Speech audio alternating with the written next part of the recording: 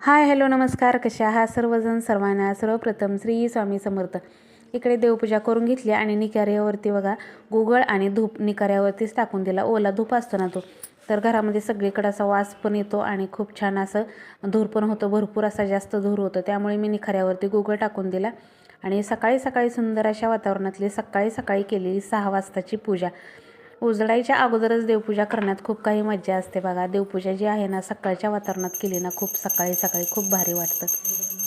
आता काय झालं आहे, हल्ली गारवा सुटलेला आहे, त्यामुळे दरवाजा उघडायच्या आधी घरातली सगळी कामं करून घेते, त्यानंतर दरवाजा उघडते.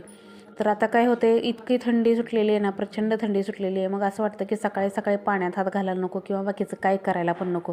त्यामुळे मी सकाळी काय करते, आंघोळ करते, फरशा वगैरे पुसते आणि पहिली देवपूजा करून घेते. आणि देवपूजा आता खूप लवकर होते माझी. देवपूजा करून घेते, कोमट पाणी थोडंसं करते आणि देवांची पूजा वगैरे करून घेते आणि खूप प्रसन्न वाटतं बघा. आणि बागेतली फुलंसुद्धा नंतर उशिरा आणायला जाते ऊन पडल्यानंतर. इकडे छान अशी पूजा वगैरे झाली करून, मस्त असं घरामध्ये सगळीकडे असं धूप ही फिरवला आणि देवपूजा वगैरे करून घेतली. कारण आता थंडीमुळे मी सगळं माझं रुटीन बदललेलं आहे. आता रांगोळी जरा ऊन पडल्यानंतर उशिरा घालते. इकडे हा पंच तुम्हाला दाखवलेला आहे. हा पंच खूप छान आहे बघा. असे मी पंच आणलेले आहेत, तर किचनसाठी पण आणि असा दरवाजा उंबरा आपल्याला देवघर क्लीन करण्यासाठी खूप चांगला आहे. पाण्यामध्ये बुडवला, त्याच्यामध्ये अजिबात पाणी राहत नाही. पाण्यामध्ये बुडवून घ्यायचं आणि असं सगळं पुसून घ्यायचं. इकडे बघू शकता उंबरा तर अगदी पॉलिश केल्यासारखा निघला, इतका छान निघतो ना. आणि ह्याने ना काहीच खराब व्हायचं टेन्शन नाही बघा ताईंनो. तर म्हणजे असं काय पुसलं ना तर पाणी राहत नाही ना, काय राहत नाही.